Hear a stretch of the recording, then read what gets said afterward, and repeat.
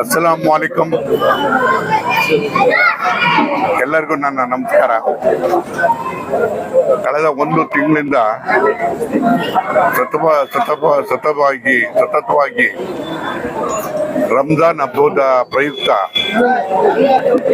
ಒಂದು ಉಪವಾಸದ ವ್ರತವನ್ನ ಏರ್ಪಡಿಸಿರ್ತಕ್ಕಂಥವ್ರು, ಆ ವ್ರತದಲ್ಲಿ ಪಾಲ್ಗೊಂಡಿರ್ತಕ್ಕಂಥವ್ರು ಸಹಸ್ರಾರು ಜನ. ಅವರೆಲ್ಲರಿಗೂ ಕೂಡ 31 ಅಥವಾ 1ನೇ ತಾರೀಕು ರಂಜಾನ್ ಹಬ್ಬ ಬರ್ತಾ ಇದೆ.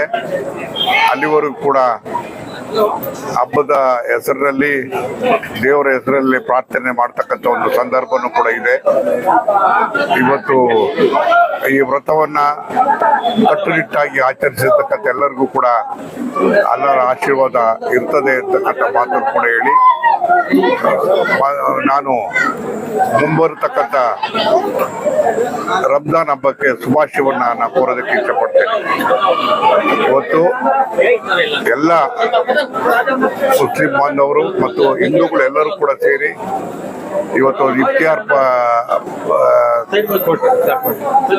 ಊಟವನ್ನು ಕೂಡ ಇವತ್ತು ಏರ್ಪಡಿಸಿದ್ದೇವೆ. ಅದು ಎಲ್ಲರೂ ಕೂಡ ಪಾಲ್ಗೊಂಡಿದ್ದಾರೆ. ಸೌಹಾರ್ದವಾಗಿ ಅತ್ಯಂತ ಪ್ರೀತಿಯಿಂದ ಇವತ್ತು ನಾವೆಲ್ಲರೂ ಕೂಡ ರಂಜಾನ್ ಹಬ್ಬದಲ್ಲಿ ಪಾಲ್ಗೊಳ್ಳತಕ್ಕಂಥ ಅವಕಾಶ ಆಗಿದೆ ಅಂತಕ್ಕಂಥ ಮಾತನ್ನು ಹೇಳಿ, ಮುಂದೆ ಬರ್ತಕ್ಕಂಥ ರಂಜಾನ್ ಹಬ್ಬದ ಶುಭಾಶಯಗಳನ್ನು ಹೇಳಕ್ಕೆ ನನಗೆ ಅತ್ಯಂತ ಸಂತೋಷ ಅನ್ನಿಸ್ತದೆ. ಎಲ್ರಿಗೂ ನಮಸ್ಕಾರ.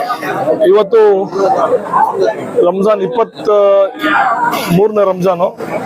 ಇವತ್ತು ವಿಶೇಷತೆ ಇದೆ, ಜಾಗರಣೆ ಬೇರೆ ಇದೆ. ಇದರಲ್ಲಿ ಸ್ಪೆಷಲ್ ಆಗಿ ಇವತ್ತು ನಮ್ಮ ಭಾಗದ ಶಾಸಕರು, ನಮ್ಮ ನಾಯಕರು, ನಮ್ಮ ಹಿರಿಯರು, ಮಾಜಿ ಈ ರಾಜ್ಯದ ಮಂತ್ರಿಗಳಾದಂತಹ ಮೊನ್ನೆ TB ಜಯಚಂದ್ರ ಸಾಹೇಬ್ರವರಿಂದ ಅವ್ರ ಕಡೆಯಿಂದ ಒಂದು ಇಫ್ತಾರ್ ಕೂಟವನ್ನು ಇಡೀ ನಮ್ಮ ಸಮಾಜಕ್ಕೆ ಇವತ್ತು ಏರ್ಪಡಿಸಲಾಗಿದೆ. ಇದ್ರ ಜೊತೆಯಲ್ಲಿ ಇದು ವಿಶೇಷವಾಗಿ ಬರೀ ಮುಸ್ಲಿಂ ಜನಾಂಗಕ್ಕೆ ಮಾತ್ರ ಅಲ್ಲ, ಇಡೀ ನಮ್ಮ ಕಾರ್ಯಕರ್ತರಿಗೆ, ನಮ್ಮ ಮುಖಂಡರುಗಳಿಗೆ ಇವತ್ತು ಎಲ್ಲ ಒಂದು ಗೆಟ್ ಟುಗೆದರ್ ಆಗಿ ಇವತ್ತು ರಂಜಾನ್ ಹಬ್ಬ ಆಚರಣೆ ಮಾಡೋಣ ಅಂತ ಒಂದು ಆ ನಿಟ್ಟಿನಲ್ಲಿ ನಮ್ಮ ಸಾಹೇಬ್ರ ಡೈರೆಕ್ಷನ್ ಮುಖಾಂತರ ನಾವು ಇವತ್ತು ಏರ್ಪಾಡು ಮಾಡಿದ್ದೀವಿ. ಇದು ವಿಶೇಷತೆ ರಂಜಾನ್ ಹಬ್ಬ ಪ್ರಯುಕ್ತ ಇದು ಎಲ್ಲರಿಗೂ ಒಳ್ಳೇದು, ಬೆಳೆ ಮಳೆ ಸೌಹಾರ್ದತೆಯಿಂದ ಎಲ್ಲರೂ ಒಕ್ಕೂಡಿ ಬಾಳೋಣ ಅಂತಕ್ಕಂಥ ಒಂದು ಇದು ಮಾತು ಇವತ್ತು ಈ ರಂಜಾನ್ ಇಂದ ಒಂದು ವಿಶೇಷತೆ ಅಂತ ಹೇಳ್ತಾ ನಾನು ಎಲ್ಲರಿಗೂ ಹೊಂದಿಸ್ತಾ ಉಗಾದಿ ಹಾಗೂ ರಂಜಾನ್ ಹಬ್ಬದ ನಾನು ಹಾರ್ದಿಕ ಶುಭಾಶಯಗಳನ್ನು ಹೇಳ್ತಾ, ಈ ರಾಜ್ಯದ ಹಿರಿಯ ರಾಜಕಾರಣಿಗಳು, ಮಾಜಿ ಮಂತ್ರಿಗಳು, ಡಾಕ್ಟರ್ TB ಜಯಚಂದ್ರ ಸಾಹೇಬ್ರು ಎಲ್ಲ ಮುಸ್ಲಿಂ ಬಾಂಧವರಿಗೆ ಇಫ್ತಾರ್ ಕೂಟ ಇಟ್ಕೊಂಡಿದ್ದಾರೆ. ಎಲ್ಲರೂ ಸೇರಿ ಮುಸ್ಲಿಂ ಬಾಂಧವರು ಬೇರೆ ಎಲ್ಲರೂ ಜಾತ್ಯತೀತವಾಗಿ ಎಲ್ಲರೂ ಸೇರಿ ನಾವು ಇವತ್ತು ಇಫ್ತಾರ್ ಕೂಟ ಇಟ್ಕೊಂಡಿದ್ದೀವಿ. ಎಲ್ಲ ಸಿರಾ ತಾಲೂಕು ಎಲ್ಲ ಲೀಡರ್ಸ್ ಬಂದಿದ್ದಾರೆ.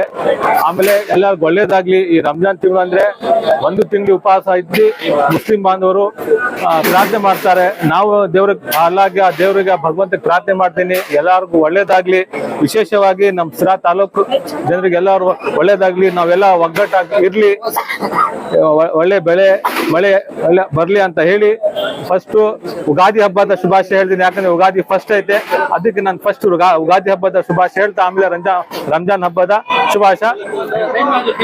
ಎಲ್ಲರಿಗೂ ನಮಸ್ಕಾರ, ಸಲಾಮ್ ಅಲೈಕುಂ.